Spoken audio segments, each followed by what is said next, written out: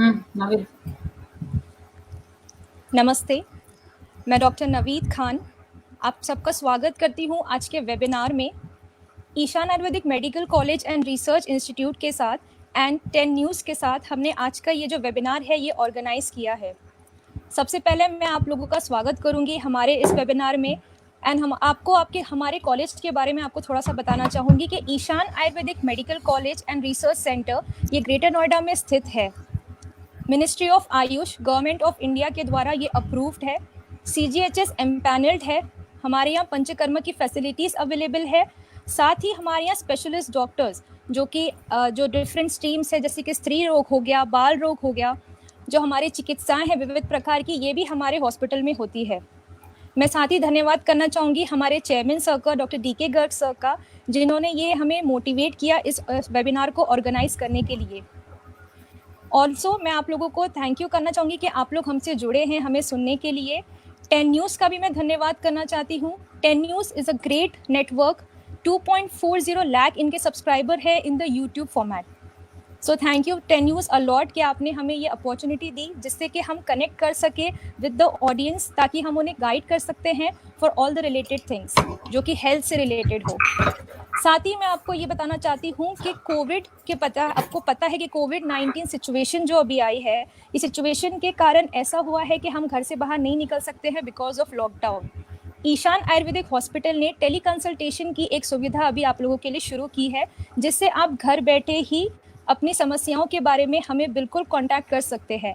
हमारा जो helpline number है दैट इज़ 8448797705, जो कि डिस्प्ले भी होगा। इस पे आप हमें अपनी समस्याओं के बारे में पूछ सकते हैं। आपको हेल्थ रिलेटेड जो भी इश्यूज़ है आप इसके बारे में भी हमें कभी भी पूछ सकते हैं। हमारे डॉक्टर्स अवेलेबल होते हैं जो आपको इसके लिए गाइड करेंगे। अब मैं चाहूँगी कि जो हमारे पैनलिस्ट हैं, जो हमारे और भी डॉक्टर्स हैं, वो भी प्लीज़ हमें गाइड करें। नमस्कार, सुप्रभात। Doctor Anup, MD Ayurveda. Namaste, myself Dr. Prachi Mishra, MD Ayurveda, recently working with Ishan Ayurvedic Medical College and Research Center. Okay, चलिए फिर आज का सेमिनार हम जो है ये शुरू करते हैं। तो आज का जो हमारा टॉपिक है जो हमने आज ऑर्गेनाइज किया है, वो टॉपिक का नाम है ग्रीष्म ऋतु सावधानी एवं समाधान। तो ये हमारा आज का टॉपिक है। जैसे हमें पता है कि ग्रीष्म ऋतु अभी आ रहा है, इसलिए हमने ये टॉपिक लिया है। सबसे पहले हम इसमें बात करेंगे कि दोषों के बारे में, फिर हम विविध प्रकार की जो ऋतुएं हैं उनके बारे में जानेंगे। हम समस्याएं हैं जो कि हमारे जो डिजीजेस है, जो कि व्याधियां उत्पन्न हो सकती है इस ग्रीष्म ऋतु में, इसके बारे में बात करेंगे। एंड जैसे हमें पता है कि कोविड की वजह से हम बाहर नहीं जा सकते हैं, तो घर में आप रह के क्या घरेलू उपचार भी कर सकते हैं, इसके बारे में भी हम बात करेंगे। तो सबसे पहले हम जानते हैं त्रिदोष के बारे में।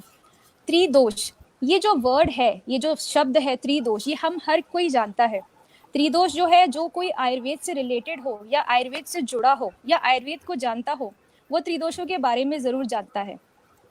त्रिदोष जो होते हैं ये हमारी बॉडी में बैलेंस मेंटेन करते हैं। एक बहुत फेमस कोट भी है कि health is the equilibrium of the doshas, मतलब कि हेल्थ, अगर हमें स्वस्थ रहना है तो इन दोषों को इक्वली या समान या बैलेंस फॉर्म में हमारे बॉडी में रहना ये ज़रूरी होता है। एंड इसी के लिए हमारी जो चिकित्साएं होती हैं आयुर्वेद में, वो इसी पे ध्यान रखती है कि इन दोषों को समान अवस्था में लाके ही हम चिकित्सा करते हैं। क्योंकि अगर ये दोष बढ़ गए तो हमें व्याधियां हो सकती है, अगर कम हो गए तो व्याधियां हो सकती है। इसलिए दोषों का हमारे शरीर में समान अवस्था में रहना या बैलेंस रहना, ये हमारे शरीर के लिए बहुत ज़रूरी है। इसीलिए स्वस्थ रहने के लिए या हेल्दी रहने के लिए दोषों का नॉर्मल अवस्था में रहना ज़रूरी है। किसी में एक दोष ज़्यादा हो सकता है, किसी में दो दोष ज़्यादा प्रभावी हो सकते हैं, वो डिपेंड करता है हर व्यक्ति के ऊपर। हमें इतना जानना है कि चिकित्सा प्रणाली के लिए, ट्रीटमेंट करने के लिए दोषों का बहुत महत्व है। जैसे कि आप सब जानते हैं कि त्रिदोष के बारे में हम जो बात करते हैं, त्रि मतलब तीन, एंड तीन दोष ये होते हैं वात, पित्त और कफ। तो सबसे पहले अगर हम बात करें वात की, तो वात दोष जो होता है, ये जो हमारी सारी क्रियाएं हैं, हमारी सारी क्रियाओं को ध्यान में रखना, हमारी चलना, हमारा बोलना, ये सब जो क्रियाएं होती है, सारी जो चेष्टाएं हैं, ये वात इसके लिए जिम्मेदार होता है। और अगर हम बात करें कि कितनी व्याधियां इसके लिए जिम्मेदार होती है, तो वात से 80 प्रकार की व्याधियां जो है वो हमारे शरीर में होती है। तो वात जो रहता है प्रभावशाली रहता है एज कम्पेयर टू पित्त एंड कफ। जैसे कि आप सुनते हो कि जोड़ों में दर्द, गाठिया वात, ये सब जो है ये वात दोष के प्रकोपित होने से होता है। सो ऐसे ही देखा गया हमने कि वात दोष की वजह से इस तरीके से बीमारियां हमारे बॉडी में हो सकती है जो कि 80 प्रकार की होती है। सियाटिका हो गया, जकड़न हो गया, जिसे हम स्टिफनेस बोलते हैं, ये सब चीजें जो है इससे वात दोष की वजह से होती है। अब अगर हम बात करें पित्त दोष की, तो जो भी चयापचय क्रियाएं हैं, मेटाबॉलिक प्रोसेसेस है, ये जो है ये पित्त दोष इसके लिए जिम्मेदार होता है। और अगर हम बात करें डिजीजेस के बारे में, तो 40 प्रकार की डिजीजेस होती है जो कि पित्त की वजह से होती है। इसमें आप एसिडिटी, जो कि आप बहुत बार सुनते हो कि पित्त बढ़ जाना, तो ये दोष जो है इसका कारण होता है कि पित्त बढ़ जाना बॉडी में, this is responsible for that. And अगर हम बात करें ये हमारा देखना, हमारा भूख लगना, हमारा जो खाना खाना, ये सब जो क्रिया है, इंटेलिजेंस भी, ये सब चीज़ों के लिए जिम्मेदार होता है। तीसरा जो दोष है हमारा वो है कफ। कफ दो है जो है हमारा सॉलिडिफिकेशन या स्ट्रक्चर, हमारी आकृति, इसके लिए जिम्मेदार होता है। एंड जो हमारे बॉडी में भारीपन आ जाना, जो हमारे को सुस्त लगना, ये सब चीज़ें हमें इसकी वजह से हो सकती है अगर हमें बॉडी में बैलेंस ना हो तो। 20 प्रकार की व्याधियां जो आयुर्वेद में बताई है ये कफ की वजह से होती है। इस तरीके से जो तीन जो दोष है हमारे, वात पित्त कफ, इनका बहुत ज़्यादा इम्पोर्टेंस होता है। अब हम जब जानेंगे कि ऋतुओं में भी इन दोषों को कैसे ठीक किया करें, घरेलू नुस्खों से या जैसे भी, वो हम अभी और आगे जानेंगे। सो हमें इतना ये समझ में आता है कि जो दोष है ये ही चिकित्सा प्रणाली में और ये ही सारी चीज़ों में हमारे लिए बहुत इंपॉर्टेंस प्ले करते हैं। इसलिए अगर त्रिदोष बैलेंस रहेगा, अगर आपका tridoshas are balance, then everything is balance. So this was about the tridosha. Also मैं आपको बताना चाहूँगी जो हेल्पलाइन नंबर डिस्प्ले हो रहा है, इस पर आप हमें क्वेश्चन भी पूछ सकते हैं। तो काइंडली आप हमें क्वेश्चन भी पूछिए, इस वेबिनार से रिलेटेड जो भी आप जानकारी चाहेंगे इससे आप हमें पूछ सकते हैं। अब इसके आगे का मैं चाहूँगी कि डॉक्टर प्राची मैम आप प्रोसीड करें। Thank you. Thank you doctor Navid. अब हम बात करेंगे ग्रीष्म ऋतु की। अगर हम ग्रीष्म ऋतु की बात करते हैं तो ऋतु क्या होता है? ऋतु होती हैं दो मतलब क्लस्टर ऑफ 2 मंथ्स। जैसे कि मॉडर्न में आपने देखा है 12 मंथ्स बताए गए हैं, उसे आयुर्वेदा ने 6 मंथ्स में डिवाइड कर दिया है, 6 ऋतुओं में डिवाइड कर दिया गया है। ऋतु में ग्रीष्म ऋतु में ज्येष्ठ और आषाढ़, जो हमारे हिंदी के महीने हैं उसमें ज्येष्ठ और आषाढ़ के महीने आते हैं। अगर हम ग्रीष्म की बात करते हैं तो 15 मई से लेके 15 जुलाई तक ग्रीष्म ऋतु होती है। नॉर्मली अगर हम बात करते हैं ग्रीष्म ऋतु में कफ की मात्रा बहुत कम हो जाती है बॉडी में। और जैसे कि डॉक्टर नाविद ने आपने बताया है कि कफ के क्या गुण हैं, हमारी बॉडी में स्नेह देता है कफ। जो मॉइस्चराइजर होता है, मॉइस्ट होता है बॉडी में, वो कफ से आता है। और वात की मात्रा बहुत ज्यादा अधिक हो जाती है और पित्त बिगड़ जाता है। इसीलिए गर्मी के ऋतु में आपने देखा है कि बहुत ही ज्यादा हमें ईचिंग, बॉडी में ईचिंग, दाह, बर्निंग सेंसेशन, ये सारी चीजें होने लगती हैं। तो अगर हम जिस तरह से हमारा खान पान या कार्य चलता है पहले वाली ऋतु में, जो कि ग्रीष्म ऋतु से पहले वसंत ऋतु आती है, उसमें चलता है, अगर हम उसी को कंटिन्यू रखेंगे तो फ्यूचर में लाइफ स्टाइल डिसऑर्डर होने के बहुत ज्यादा चांसेस रहते हैं। इसलिए हमें ग्रीष्म ऋतु के हिसाब से अपने खान पान को, अपने व्यवहार को बदलना चाहिए। कफ बहुत ही कम है तो हमें ऐसा खान पान करना है जिससे कफ को बढ़ाया जाए, वात को कम किया जाए। वात के गुण होते हैं रुक्षता, मतलब हम सब देखते हैं गर्मी में बहुत ज्यादा बॉडी में ड्राइनेस होने लगती है, तो हम रुक्षता की बात करते हैं तो हमें उस गुण को कम करना है। हमें ऐसी चीजें उपयोग करनी है जो रुक्षता को कम करेंगी। उसके बाद हमें कैसा भोजन लेना चाहिए। अब हम आते हैं भोजन पे कि हमें किस तरह का भोजन लेना चाहिए। तो हमें मधुर आहार सेवन करना चाहिए। मधुर यानी मीठी चीजें ज्यादा खानी चाहिए जो कि हमारे कफ को बढ़ाती हैं। उसके साथ साथ हमें लिक्विड डाइट को बहुत ज्यादा लेना चाहिए, क्योंकि हमारे 6 ऋतुओं को 2 कालों में बांटा गया है, जिसमें से ग्रीष्म ऋतु आदान काल में आती है। और आदान काल में हमारा बल, हमारा चाहे शारीरिक बल हो चाहे अग्नि का बल हो, दोनों ही बल बहुत कम रहते हैं। सूर्य का प्रकाश बहुत ही तेज होता है, उष्ण होता है और तीक्ष्ण होता है, जिससे हमारे बॉडी में डिहाइड्रेशन होने के चांसेस बहुत ज्यादा रहते हैं। डिहाइड्रेशन ना केवल पसीना निकलने से, बल्कि जब हम बोलते हैं, सांस लेते हैं तो भी डिहाइड्रेशन के चांसेस बहुत ज्यादा होते हैं। आपने देखा होगा अगर हम किसी बंद कार में भी रहते हैं और शीशे बंद कर लेते हैं तो वेपर्स ही बन जाती हैं। दैट मीन्स वाटर लॉस वहां से भी हो रहा है, यूरिन से भी हो रहा है और स्टूल से भी हो रहा है।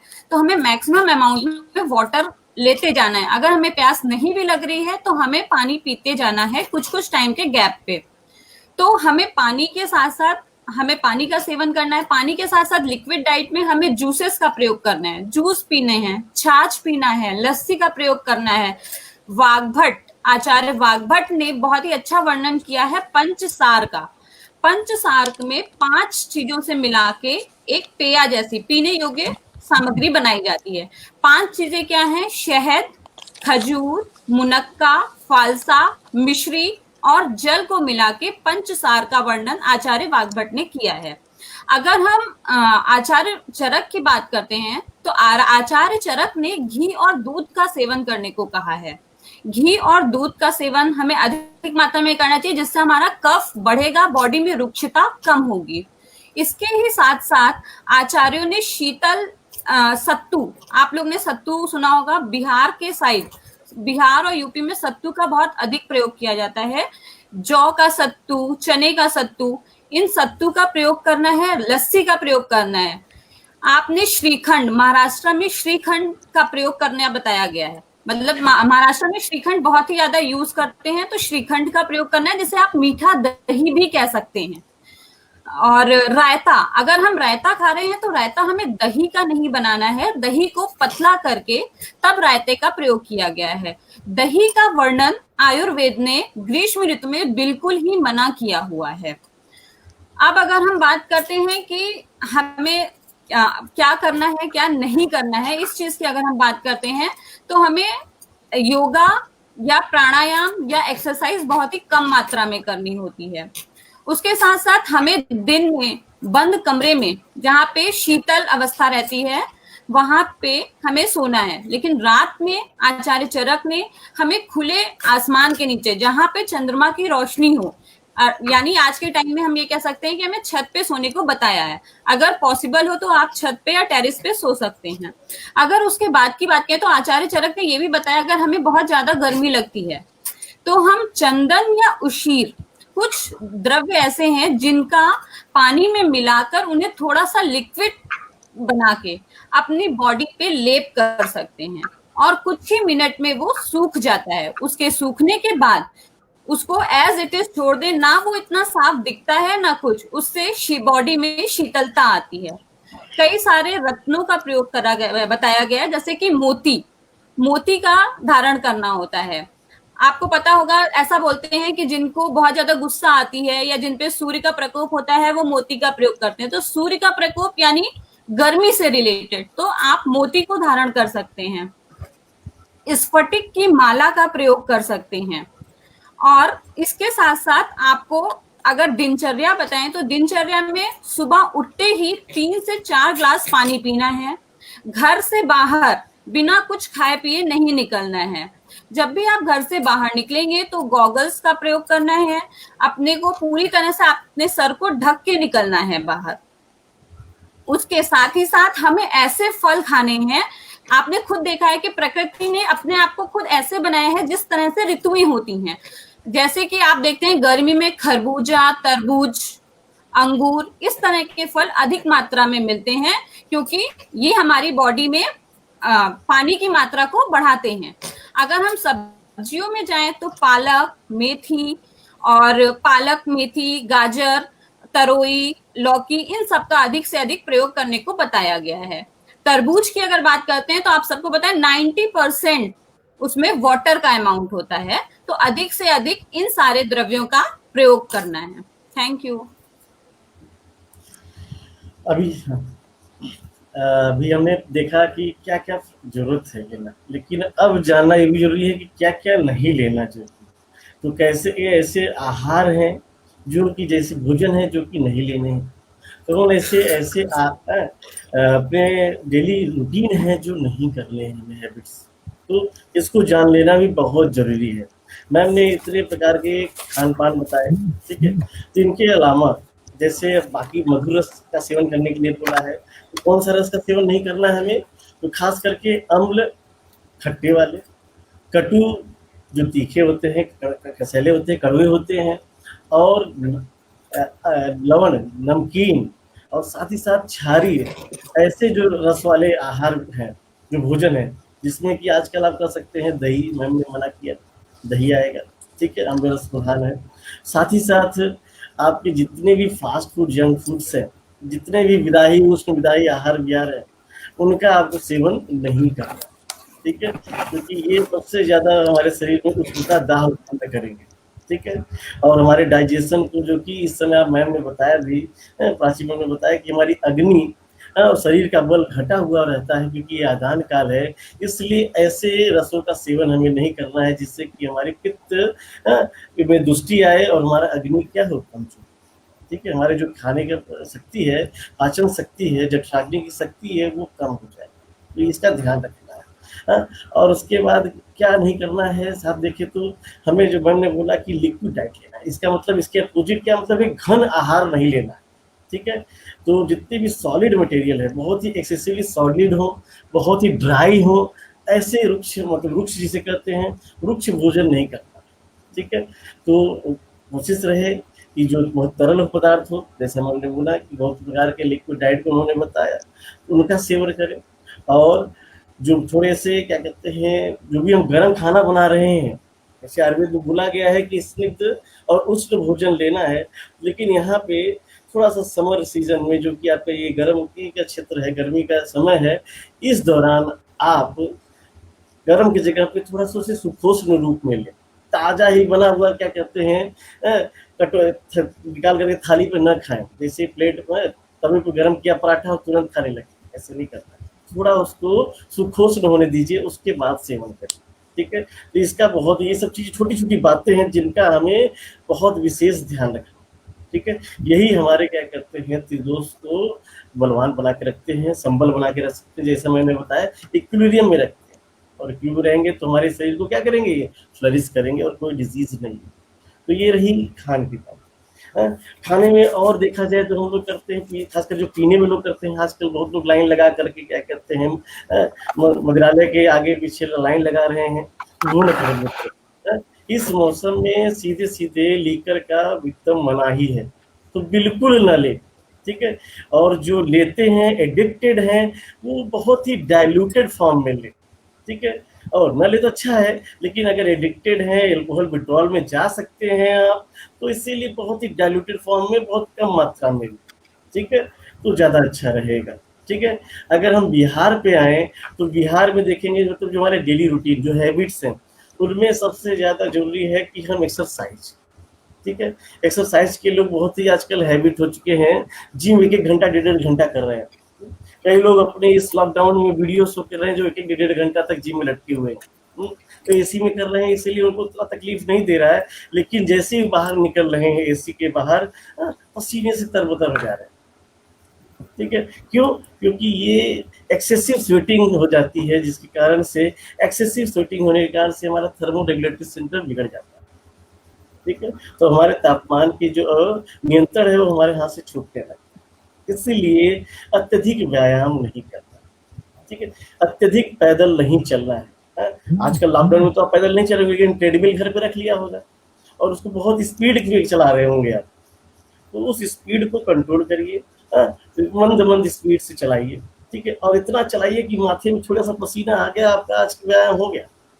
केवल इतना ही व्यायाम करना है, अगर आप यूज टू हैं एक्सरसाइज की व्यायाम, ठीक है। थोड़े बहुत योगासन कर लीजिए, ध्यानात्मक आसन कर लीजिए, तो ज़्यादा हमारे शरीर के लिए, क्योंकि इस मौसम में हमारे शरीर का बल सबसे कम है, तो उस बल को हमको बचा के रखना है, ठीक है। इसलिए सभी मौसम में सोने के लिए नहीं बोला, लेकिन ग्रीष्म ऋतु में बोला कि थोड़ा सा दिन में भी सो ले, ठीक है। और अगर आगे हम आए तो हमारा जो आहार, निद्रा और अब्रह्मचर्य, मतलब जो हमारा क्या कहते हैं शारीरिक संबंध है, इसको भी हम इस मौसम में अवॉइड करें, ठीक है। कम से कम करें। जहाँ तक आयुर्वेद की बात है, आयुर्वेद में कई ग्रंथों में ये वर्णन है कि हफ्ते में या 15 में 1 बार ही समागम करें, ठीक है। तो इन सभी बातों का हम विशेष ध्यान रखेंगे, तो ग्रीष्म ऋतु में, अगर जो हमारे मैडम ने बताया कि वैसे खान पान करेंगे, वैसे आहार विहार करेंगे, ठीक है। शीतल प्रदेश में, थोड़ा सा ठंडे प्रदेश में रहेंगे, ठंडे जगह पे रहेंगे, है कि नहीं। पहले के आचार्यों ने तो बोला है कि लॉकडाउन है तो बोल नहीं सकता। अगली बार जब लॉकडाउन खत्म हो जाएगा और अगली ग्रीष्म ऋतु आएगी, उसके लिए आप विशेष ध्यान रखिएगा। Wild life sanctuary, wild life के बारे में थोड़ा सा बोला है कि थोड़ा सा जंगल प्रदेश का भी विचरण कर लेना चाहिए। क्यों? क्योंकि वहाँ पे थोड़ा सा हवा ज़्यादा चलता है, कोल्ड क्लाइमेट रहता है। ये सब चीज़ें बोला है। और बोला है कि अगर पुष्प अगर मतलब जहाँ पे फ्रेगनेंस अच्छी हो, ठीक है, इसके बारे में रहने के लिए बोला है। और जहाँ पे बोला क्या है, बहुत अच्छा वर्णन है, वाग्भट की बातें अच्छी बोली है कि अपने घर परिवार के साथ रहने के लिए बोला है कि जिस घर में बच्चों का कोलाहल हो रहा हो, जो बाद में छोटे बहुत जो आपने जो पशु पक्षी भी आपने घर पे रखे हो, ऐसे वर्णन भी किया है कि आप अकेले भी न रहें, ठीक है। तो मानसिक रूप से आपको शांति रहेगी, क्रोध नहीं आएगा, क्योंकि इस ग्रीष्म ऋतु में क्रोध आना स्वाभाविक हो जाता है। तो हमको मानसिक रूप से भी अपने आप को मजबूत बना के रखना है। तो ऐसे भी तरीके से हम बच सकते हैं। मैं आगे चाहूँगा कि नवीद मैम कुछ बीमारियों का इसमें वर्णन शुरू करें, जिसमें हम आपको बता सकते हैं कौन-कौन सी ऐसी बीमारियाँ हैं जो ग्रीष्म ऋतु में हमें परेशान करती हैं। Naveed ma'am please. जी, thank you sir. Thank you ma'am कि आप लोग ने हमें बताया कि ग्रीष्म ऋतु में हमें क्या चीज़ें खानी चाहिए एंड क्या आदतों का पालन करना चाहिए। मैं धन्यवाद करना चाहूँगी जो हमारे 10 न्यूज़ के फाउंडर है मिस्टर गजानन माली जी का, कि thank you sir for giving us this opportunity and for giving us this motivation also to organise this webinar. Also मैं हमारे चेयरमैन सर का भी थैंक यू बोलना चाहूँगी, डॉक्टर डी.के. गर्ग सर का, कि उन्होंने भी हमें बहुत ज़्यादा मोटिवेट किया है एंड बहुत सारे टिप्स बताए हैं जिससे कि हम इस वेबिनार को आप लोगों के लिए और नॉलेजफुल कर सके। ऑल्सो हमारे लिए अभी एक क्वेश्चन आया है मानस मिश्रा का to the panelist on eating. So question ये है कि कैन वी टेक आइसक्रीम और cold beverages in this covid environment. जो ये कोविड एनवायरनमेंट है इसमें हम आइसक्रीम और कोल्ड बेवरेजेस ले सकते हैं क्या? या अनूप सर प्लीज। हाँ, मैं बताना चाहूँगा कि देखिए कोल्ड बेवरेजेस बोला गया है, लेकिन ये यहाँ पे वर्णन कहीं पे बोला कि बर्फ डाल करके बना हुआ नहीं। तो अति ज़्यादा क्या करते हैं, जहाँ पे बर्फ में रखा गया हो, फ्रिज में ज़्यादा देर तक रखा गया हो, उसको नहीं लेना है, ठीक है। अगर पहले के वर्णन देखें तो पहले जो पर्वतों में से जल निकाला जाता था उसका प्रयोग करने के लिए बोला है। तो आजकल के ज़माने में जो हमारा एकदम नॉर्मल टेम्परेचर पे वाटर है, या मटके में जिसे आजकल के हमारे मिट्टी के बर्तन आते हैं, उसका हम अगर प्रयोग करें, उनसे बने हुए क्या कहते हैं, हम लस्सी बनाएं, छाछ बनाएं, ठीक है। पंचसार में हमने बताया, पंचसार अगर जिसे आजकल बोल सकते हैं, पंचसार क्या है, आजकल का पना ही है। जितने हमारे फ्रूट जूसेस हैं उसमें आ जाएंगे, क्योंकि उसमें खजूर बोला है, और क्या कहते हैं, मधु बोला है डालने के लिए, फालसा बोला है डालने के लिए। तो ये सब चीजें हम अगर बनाएंगे तो जो जल होगा वो कहते हैं कि बर्फीला ना हो, ठंडा और बर्फ समझिए, अंतर समझिएगा कि इंटेंस कोल्ड ना हो, इतना कोल्ड हो कि हमारे शरीर के लिए साथ में हो, ठीक है। इतना ध्यान रखिएगा। धन्यवाद। जी थैंक यू सर। तो बात बस यही है कि हम पना ले सकते हैं, जूसेस ले सकते हैं, बस उसमें ज़्यादा आइस मत डालिए, एक्स्ट्रा आइस ना डालिए कि जिससे वो आपको फिर हानि पहुंचाए। बाकी आप उसको ले सकते हैं, बस आपको प्रिकॉशन लेना ज़रूरी है।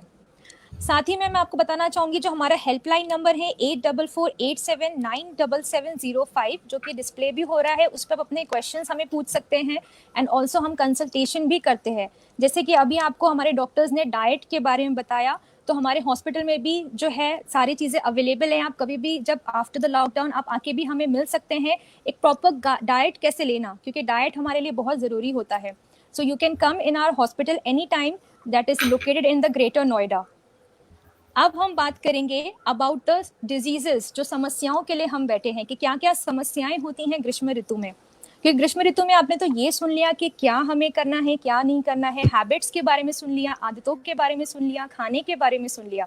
तो अब हम इस बारे में बात करते हैं कि कुछ कुछ बीमारियां ऐसी होती है जो ग्रीष्म ऋतु में देखी जाती है। और अभी जैसे आप जानते हैं कि कोविड की वजह से हम बाहर हॉस्पिटल में भी जा नहीं पा रहे हैं, तो कुछ हम ऐसे घरेलू नुस्खे भी अब देखते हैं जो कि हम घर में ही इसको ट्रीट कर सकते हैं।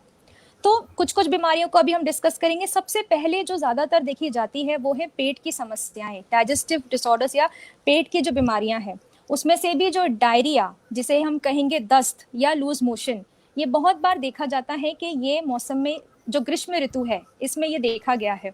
तो ग्रीष्म ऋतु में अगर हम बात करें कि डायरिया के बारे में या लूज मोशन के बारे में, तो ये किस वजह से होता है। तो अगर हम बात करें कॉजेस की, तो देखा जाता है कि हमें आदत होती है कि हम खाना रख के दूसरे दिन खाते हैं, हम बासी खाना खाते हैं। तो इसीलिए ही कहा गया है कि हम बासी खाना ना खाएं। अगर आप एक दिन पहले का खाना दूसरे दिन खा रहे हैं तो इससे ये तकलीफ हो सकती है आपको कि बैक्टीरिया का ग्रोथ उसमें हो जाए, जो कि फिर आपको इस वजह से लूज मोशंस हो सकते हैं। इसलिए ही कहा गया है कि खाना आपको फ्रेश ही खाना है, बासी खाना बिल्कुल ना खाए, फ्रेश खाना ही बना के खाए। और ऐसा होता है कि जब हम इस तरीके से खाना खा ले तो लूज मोशन हमें शुरू हो जाते हैं। लूज मोशन होने की वजह से हमारे बॉडी से पानी निकलते ही जाता है, उसकी वजह से हमें कमजोरी महसूस होती है। यही कमजोरी को अगर हम समझे कि हम डिहाइड्रेशन की स्टेट में भी जा सकते हैं, जैसे कि डॉक्टर प्राची मैम ने भी बताया कि डिहाइड्रेशन फिर देखा गया है कि आफ्टर डायरिया या आफ्टर लूज मोशन ये होता है। कुछ ऐसी चीजें हैं कि जो हम घर में ही कर सकते हैं। सबसे पहले तो हमें यह है कि हमें स्पाइसी खाना ऐसे वक्तों पे नहीं खाना है, एकदम सादा खाना, खिचड़ी अगर बोले हम वो खाना है, लेकिन वो भी बाद में जब हमारा वॉमिटिंग या उल्टी का सेंसेशन बंद हो जाए तो।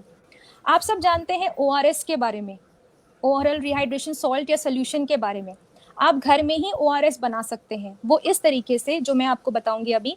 पानी ज्यादा पीना ये तो हम लूज मोशन के वक्त कर सकते हैं, लेकिन सिर्फ पानी ही कभी कभी सफिशिएंट नहीं होता है, इसलिए आपको कुछ न्यूट्रिएंट्स की भी जरूरत पड़ती है जो हमें हमारे घर में ही मिल जाता है।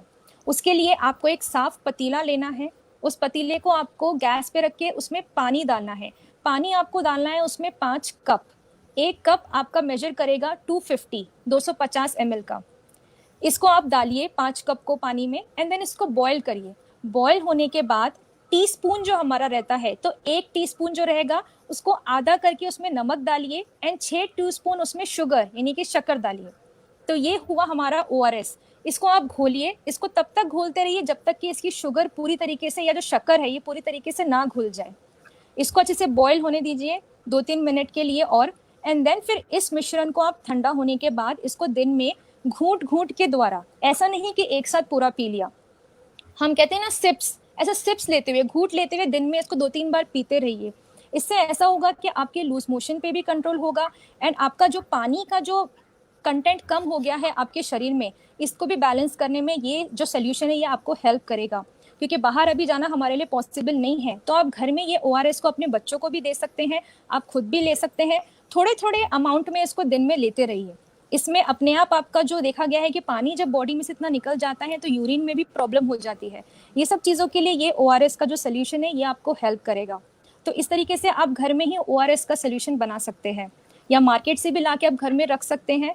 वाइटल जेड ये नाम से भी बहुत सारे ड्रिंक्स आते हैं, एनर्जी ड्रिंक्स, जो कि आप इसको भी रख सकते हैं, जो ऐसे वक्तों पे आपको हेल्प करेंगे क्योंकि आप खाना नहीं खा पा रहे हैं, इस वजह से ये आपको हेल्प कर सकते हैं। 48 आवर्स तक कोशिश करिए कि आप थोड़ा सा ऐसा डाइट लें जो कि बिल्कुल भी स्पाइसी ना हो। ये तो बात हो गई हमारे ORS सोल्यूशन की, जो कि हमने अभी देखा कैसे घर पे बनाना। देन घर में ही ऐसी कुछ चीज़ें हैं जिससे भी हमें कंट्रोल मिल सकता है, जैसे कि अगर बात करें हम जिंजर जो कि है अदरक, तो अदरक या तो सूखी अदरक भी लेके आप उसको ले सकते हैं या फिर अदरक का रस, इसका भी सेवन आप कर सकते हैं। अदरक की चाय जो कि आप पानी में भी बॉईल करके इसको बना के इसका सेवन 1 से 2-3 बार दिन में कर सकते हैं।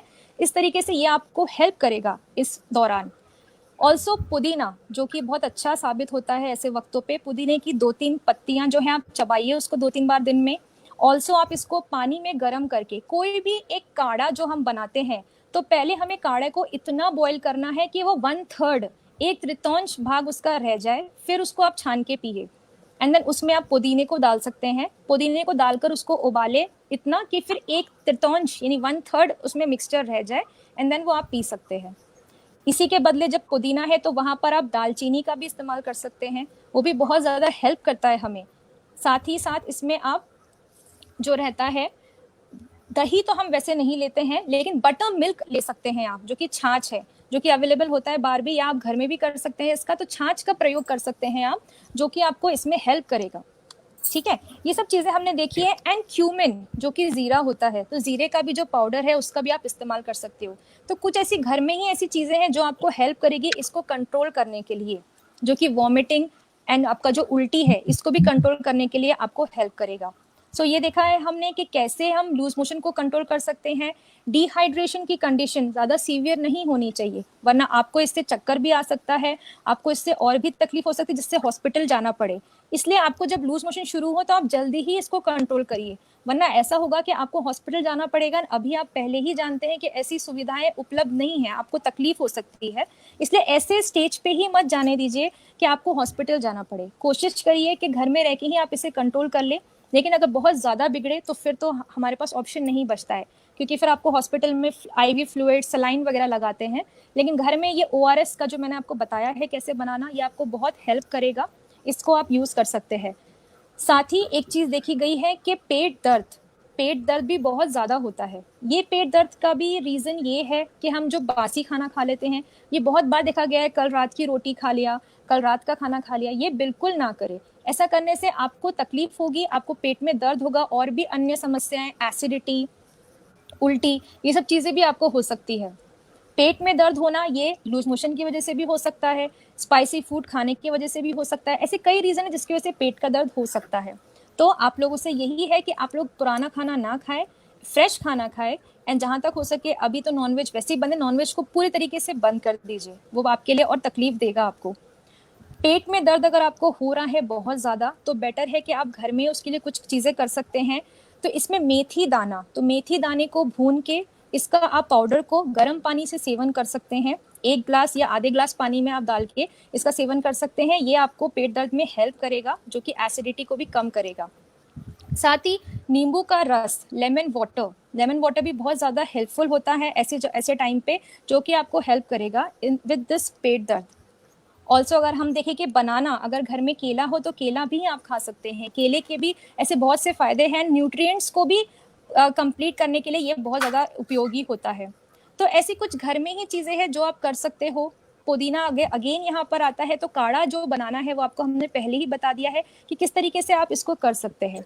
ऑल्सो अगर आपको बताया कि लूज मोशन में कोकोनट वाटर भी बहुत ज़्यादा इंपॉर्टेंस प्ले करता है, क्योंकि इसमें potassium and all richly available है। तो इसलिए अभी तो कोकोनट वाटर इतना पॉसिबल नहीं है, लेकिन नॉर्मल डे में कोकोनट वाटर का भी आप यूज़ कर सकते हैं। तो फिलहाल लूज मोशन एंड ऑल के लिए डिहाइड्रेशन की स्टेट ना जाए, एंड डिहाइड्रेशन की स्टेट जाए तो फिर ORS एंड ऐसे कोई सोल्यूशन है जो आप घर में ही बना के अपने आप को स्वस्थ रख सकते हैं, क्योंकि अगर ये चीज़ बढ़ गई तो बाहर जाना आपके लिए ही मुश्किल होता रहेगा। तो ये हमने देखा कि पेट की समस्याओं को कुछ घरेलू नुस्खों से कि हम कैसे ठीक कर सकते हैं। और भी बीमारियां हैं जिनके बारे में हम जानेंगे। Yes, doctor Prachi ma'am. Thank you. अब जैसे कि हम सभी जानते हैं, फूड पॉइजनिंग, आप सबको पता है कि गर्मी के सीजन में फूड पॉइजनिंग बहुत ही कॉमनली होता है, बहुत ही कॉमन होता है। अगर हम देखें तो फूड पॉइजनिंग बैक्टीरिया से भी होता है, जैसे कि साल्मोनेला नाम का एक बैक्टीरिया है जिससे भी फूड पॉइजनिंग होती है। और जैसा कि डॉक्टर नाविद ने बताया है कि हमें बासी खाना नहीं खाना है, हमें अनकुक्ड और रॉ फूड जिसे कहते हैं, कच्चा खाना नहीं खाना है, कि आधा पका हुआ खाना नहीं खाना है। हमें नॉनवेज डाइट का यूज बिल्कुल भी नहीं करना है, एग नहीं खाना है, और चीज से भी फूड पॉइजनिंग कॉमनली होती है। अगर हमें नॉनवेज खाने की बहुत ज्यादा आदत भी है तो भी हमें नॉनवेज को बहुत अच्छे से पका के खाना है। और मैक्सिमम अगर हम समर सीजन की बात करें तो समर सीजन में हमें मैं आपको बताना चाहूंगी कि जांगल और आनूप 2 टाइप से नॉनवेज होते हैं। आनूप का मतलब होता है कि जो भी नॉनवेज डाइट में जो भी ऐसे होते हैं जो पानी में जानवर रहते हैं, वो होते हैं आनूप देश वाले। और जांगल का मतलब होता है जो चलते फिरते रहते हैं और दौड़ते रहते हैं, ऐसे। तो हमें ऐसा खाना है जिसमें जो जानवर, जैसे कि हम मीट, मटन खा सकते हैं, बकरे का खा सकते हैं, मुर्गी का खा सकते हैं, हिरन का खा सकते हैं, जो कि आजकल बिल्कुल बैन है। हिरन का यूज नहीं करना है, बकरे का और मुर्गे का यूज हम कर सकते हैं। तो हमें जांगल प्रदेश का मांस रस का सेवन करना है। उसके ही साथ साथ हमें इसके लक्षण, जो फूड पॉइजनिंग जिसे कहा गया है, उसके लक्षण 7 से 8 दिन में बॉडी में, 7 से 8 घंटे में बॉडी में दिखने लगते हैं। तो लक्षणों में क्या क्या होगा? नौजिया होगा, वोमिटिंग होगा, डायरिया होगा, स्टमक क्रैम्प, पेट में मरोड़ उठना जिसे कहते हैं, फीवर आना, ये सभी चीजें होती हैं। तो हमें इसके लिए प्रिकॉशन क्या लेने हैं? सबसे पहले तो हमें अपने घर के आसपास कोई भी ऐसी जगह नहीं होनी चाहिए जहां पे पानी इकट्ठा हो सके। अगर पानी इकट्ठा नहीं होगा तो बैक्टीरिया वायरस वहां पे नहीं आएंगे, और समर सीजन में बैक्टीरिया और वायरस ज्यादा मल्टीप्लाई करते हैं, वो नहीं हो पाएगा। दूसरा है, हमें हाथ को अच्छे से धोना है, उसके बाद ही खाना को खाना है। तीसरा है कि हमें बर्तन को, जिस बर्तन में हम खाना बना रहे हैं या जिस बर्तन में हम खाना खा रहे हैं, उन डिशेस को भी बहुत ही अच्छे से साफ करना है। हमें फलों को, सब्जियों को भी बहुत ही अच्छे से साफ करना है, और जो फल और सब्जी गर्म होते हैं उन्हें पानी में डालकर थोड़ी देर तक ठंडा करना है, उसके बाद ही उनका सेवन करना है। दूध को भी हमें बिना उबाले सेवन नहीं करना है। दूध को भी अगर हमें पीना है तो समर सीजन में, ग्रीष्म ऋतु में, दूध में भी भैंस के दूध को प्रमुखता दी गई है, वो भी मिश्री यानी चीनी मिला के। तो भैंस के दूध का प्रयोग करना है चीनी मिला के। उसके बाद अब हम कुछ रेमेडीज आपको बताएंगे, जैसे कि आप, अगर हम पर्टिकुलर आयुर्वेद में जाएंगे तो हमें आरोग्यवर्धनी का प्रयोग करना है, आरोग्यवर्धनी वटी का प्रयोग करना है, प्रवाल पंचामृत का प्रयोग करना है, शंखवटी का प्रयोग हम कर सकते हैं, सूर्यशेखर रस का प्रयोग कर सकते हैं। ये तो हमारी आयुर्वेदिक मेडिसिन हो गई। अगर हम घरेलू नुस्खों की बात करते हैं तो उसमें हमें जिंजर, जैसा कि डॉक्टर नाविद भी बता चुकी है, जिंजर यानी अदरक का प्रयोग करना है।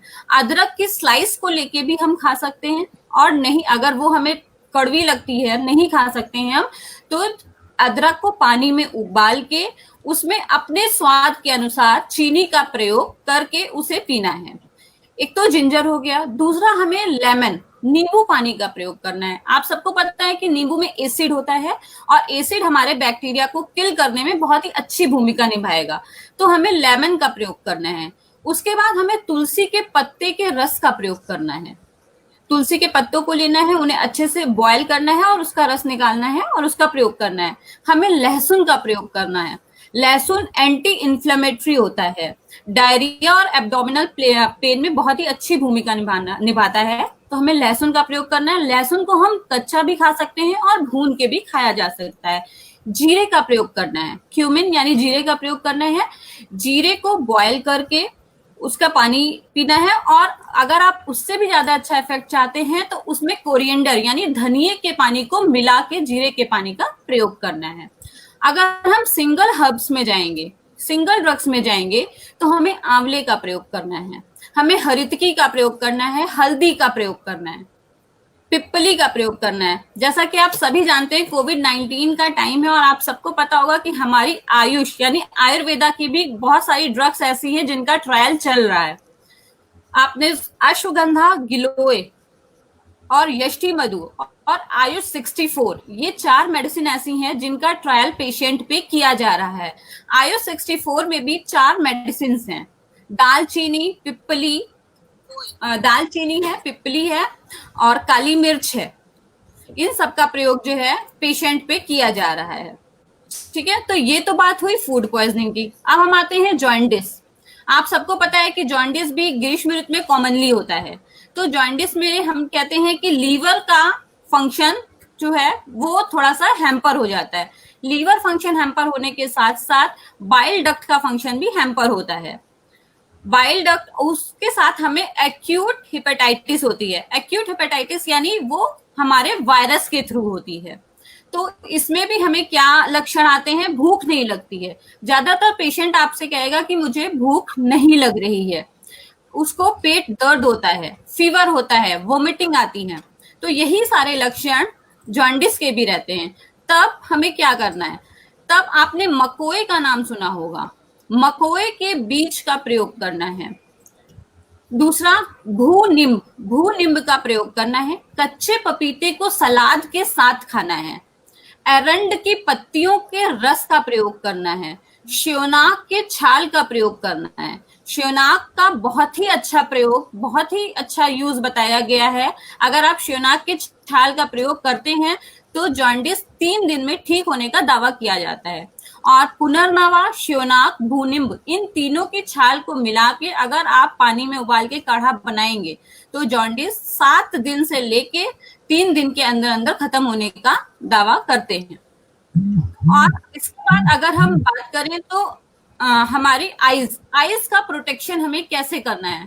आंखों में आप देखते होंगे कि गर्मियों का टाइम है, आंखों में खुजली होने लगती है, लाल हो जाती है आंखें, आंखों में सूजन होने लगती है। तो इसके लिए सबसे पहले तो हमें सन ग्लासेस का प्रयोग करना है, और सन ग्लासेस भी ऐसे जो हमें अल्ट्रा वायलेट रेज से प्रोटेक्ट करते हों। हमें अच्छी तरह से हाथों को धोना है और अवॉइड रबिंग इन आईज, आंखों में को रगड़ना नहीं है बार बार। उसके बाद हमें हैट्स को, टोपी को पहन के रखना है, हैट्स को पहनना है जो हमारी आंखों को प्रॉपर तरीके से ढकते हैं। इसके साथ साथ हमें ठंडे पानी से बार बार आंखों को धोना है। अगर आंखों में बहुत ज्यादा ईचिंग हो रही है तो हमें रोज वाटर का प्रयोग करना है। उसके साथ साथ हमें ऐसे मेडिसिन लेने हैं या ऐसी चीजें खानी है जो विटामिन ए का रिच सोर्स हो, जैसे कि गाजर, आंवला, आप सभी जानते हैं गाजर को खाना है, आंवला लेना है। और जब हम कंटिन्यू लैपटॉप या फिर हम मोबाइल स्क्रीन पे काम करते हैं तो हमें ड्राई आई सिंड्रोम होने के चांसेस रहते हैं। तो इसके लिए हमें आयुर्वेदा में तर्पण चिकित्सा का बहुत ही अच्छा वर्णन किया गया है। तर्पण चिकित्सा में हमारी आंखों में स्नेहन क्रिया की जाती है, उसका प्रयोग करना है। ये आप अपने किसी भी आयुर्वेदिक डॉक्टर से बात करके करा सकते हैं, जिसमें 7 दिन मिनिमम लगते हैं। तो इस तरह से हमें अपनी आंखों की और अपनी सुरक्षा करनी है। अब हम इसके आगे डॉक्टर अनूप से जानेंगे कि वो किन व्याधियों का वर्णन करेंगे। जी धन्यवाद। मैं बताना चाहूँगा इसके अलावा जो शरीर को परेशान करते हैं ग्रीष्म ऋतु में वो है हमारे त्वचा विकार। हाँ, और साथ ही साथ त्वचा विकार के साथ साथ जो हमारा सार्वदेहिक विकार है जिसे हम लू लगना बोलते हैं या हीट स्ट्रोक बोलते हैं, इस पे हम थोड़ा सा जल्दी थोड़ा सा इस पे हम प्रकाश डालेंगे। तो मैं पहले बोलूँगा स्किन प्रॉब्लम्स को। स्किन प्रॉब्लम्स में आप देखिए स्किन सन बर्न से लेकर सन टैनिंग जिसे कहते हैं से लेकर के फॉलिकुलाइटिस, एक्सेसिव स्वेट फॉर्मेशन के कारण से जो हमारे रूट हेयर्स है वो टूट जाए। कुछ बच्चों ने मुझसे सवाल पूछा है कि हेयर्स के लिए क्या करें, तो हेयर्स भी इसमें क्या करते हैं डिटोरेट होते हैं ग्रीष्म ऋतु में, इसलिए इनका भी ख्याल रखना। हेयर प्रॉब्लम्स भी होती हैं तो हेयर्स भी थोड़ा फॉल होता है इस मौसम में ज़्यादा, उनका भी ख्याल रखना है, तो ये भी डिजीज हो सकते हैं। और साथ ही साथ प्रिकली हीट, मतलब जो घमौरियाँ होती हैं वो बहुत ज़्यादा परेशान करती हैं इस मौसम में। तो इन सभी बीमारियों को, इन सभी त्वचा बीमारी, इसमें फंगल इन्फेक्शन, एक्सेसिव स्वेटिंग होने के कारण से फंगल इन्फेक्शन भी बहुत ही हमें ज़्यादा परेशान करता है। तो इन सभी का हमें बहुत ध्यान रखना होता है। जो एक प्रकार से आयुर्वेद में इसको क्षुद्र रोग होते हैं, छोटे छोटे रोग जो बराबर परेशान करते हैं, आदमी को इरिटेट करते हैं और तकलीफ देते हैं उनके डेली रूटीन को परफॉर्म करने में। तो इसके लिए मैं उपाय बताना चाहूँगा सबसे पहले कि आप ढीले कपड़े पहने, ठीक है, रेशमी कपड़े पहने और फुल बाहें के पहने, ठीक है, तो अच्छा रहेगा। और काफ़ी एरेटेड रहे, जिससे कि हवा आसानी से आसपास हो सके, ऐसे वस्त्र रहे, ठीक है, तो ये ज़्यादा अच्छा रहेगा। और साथ ही साथ अगर मैं कहूँ ना, स्नान बराबर से दिन में अगर हो सके तो प्रातः और शाम 2 टाइम इस समय स्नान करें, ठीक है। और स्नान के लिए कोशिश करिए कि जो भी हो थोड़ा सा शीतल जल ही हो तो अच्छा रहेगा, ठीक है। और साथ ही साथ ये भी ध्यान रखें कि जो हमारा जल है वो सिद्ध हो किससे, जैसे नीम से, ठीक है, तो ऐसे नीम के छाल से, नीम के पत्तियों से सिद्ध हो, जिससे कि क्या हो, एंटी फंगल भी काम कर सके, ठीक है। तो जो त्वचा विकार, जो रक्त विकार इस उष्णता के कारण से, क्योंकि उस उष्णता के कारण से क्या होगा, हमारे अल्टीमेटली रक्त में दूषित होगा, पित्त दूषित होगा, पित्त दूषित होगा तो हमारे खून में गड़बड़ी आएगी, और खून में ये गड़बड़ी कहीं ना कहीं हमारे त्वचा में ये विकार उत्पन्न करता है। तो खुजली, रैसेस, इन सभी चीज़ों में परेशान करता है। इसके लिए हम ध्यान रखेंगे कि हमारा पहले तो शरीर में उष्णता कम हो, इसका ध्यान रखना है। तो ऐसे आहार विहार करें जिससे कि ऐसे औषध का प्रयोग करें हम डेली जो उष्णता कम करे, जैसे हमने खान पान बता ही दिया है, उसी तरीके के हमको खान पान की जो शीतल आहार दिया, ठीक है, जो शरीर में पित्त की दुष्टि को न करे। पित्त दुष्टि होगी तो रक्त दुष्टि भी नहीं होगी।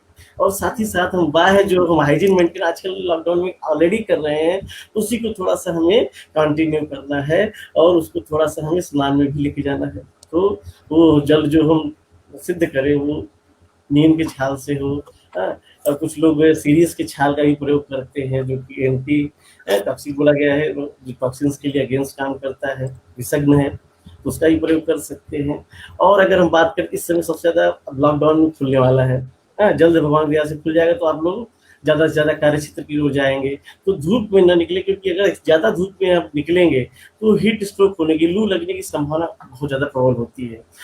और खास करके बच्चों में और बूढ़ों में तो ये हीट स्ट्रोक सबसे ज़्यादा परेशान करता है। तो लक्षणों पे जाए तो बच्चों में बहुत ज़्यादा इरिटेबिलिटी हो जाएगी, बहुत ज़्यादा सुस्त दिखेंगे वो, और बहुत ज़्यादा डल दिखेंगे वो, मूर्छा भी आ सकती है, जो चक्कर खा के गिर सकते हैं। ऐसा ही बूढ़ों में भी रहेगा। बूढ़ों में ज़्यादा पहचानने के लिए सबसे ज़्यादा आसान है कि उन्हें पैरों में भी सूजन दिखना शुरू हो जाएगा, ठीक है, जिसे हीट बम बोलते हैं। तो ये हीट जी बम भी सर। तो ये दिखने जी। लगेगा। तो और मैं चाहूंगा कि इस पे हम कोशिश करें, जो आयुर्वेद बताया है, शीतलोपचार करने की, हाँ, ठीक है। थैंक यू, राइट तो अनूप सर। यस, मैं थैंक यू समझ रहा सो हूँ मच थोड़ा अनूप। समय कम है हाँ। थोड़ा सा।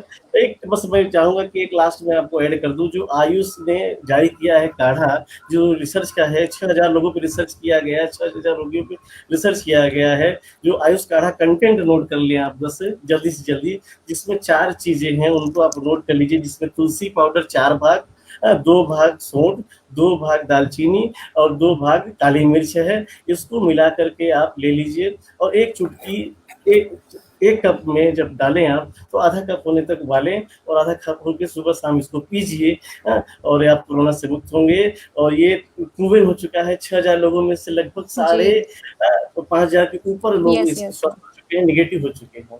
तो बड़ा खुशी की बात है। तो आज के लिए इतना ही रखूंगा। धन्यवाद, धन्यवाद। जी, thank you so much Anoop sir for your valuable comments. बिल्कुल, हमारे पास एक क्वेश्चन अभी आया है कि ज़्यादा नींबू लेने से एसिडिटी हो जाती है, ये क्वेश्चन है हमारा। So will it be a side effect? तो मैं जैसे अभी नींबू के बारे में मैंने भी आपको बताया, डॉक्टर प्राची ने भी आपको बताया, बट नींबू को डायरेक्टली हम जूस लेने के लिए नहीं कहेंगे, हम इसे डाइल्यूट करके लेने के लिए कहेंगे। पानी में आप उससे डाइल्यूट करिए, तो जब आप उसे डाइल्यूट करेंगे तो वो ऐसे इफेक्ट्स आपकी बॉडी में क्रिएट नहीं करेगा। ओके, सो इसलिए आपको डायरेक्ट हम नहीं लेने कह रहे हैं, जूस को आप उसको डाइल्यूट करके देन फिर उसको लीजिए। सो इस तरीके से it will help. And also जो है, हम आम पन्ना की अगर बात करें तो आप उसको यूज करें फ्रेश, तो इट्स बेटर। स्टोर कर सकते हैं आप, बट आप उसको फ्रेशली यूज करें, so that will be more not better more for than you. 12 hours, 12 घंटे से ज्यादा नहीं करें, 12 घंटे से ज्यादा हाँ, नहीं 12 घंटे से ज्यादा मत करिए, बट अगर आप चाहें तो आप इसको स्टोर कर सकते हैं, बट नॉट मोर। लेकिन फ्रेश लेंगे तो वो आपके लिए अच्छा ज्यादा रहेगा। अच्छा है। जैसे हम सब सब्जियों इस चीज को जानते हैं कि वो ज्यादा अच्छा रहता है यूज करने के लिए। So fresh is always better, so आप इसको याद रखें। एंड नींबू लूज जूस लेना है आपको, लेकिन उसे ऐसा नहीं लेना है, डाइल्यूट करके लेना है। 1 ग्लास वाटर लीजिए, उसमें डाइल्यूट करिए, उसमें आप सॉल्ट भी डाल सकते हैं। That will help you more.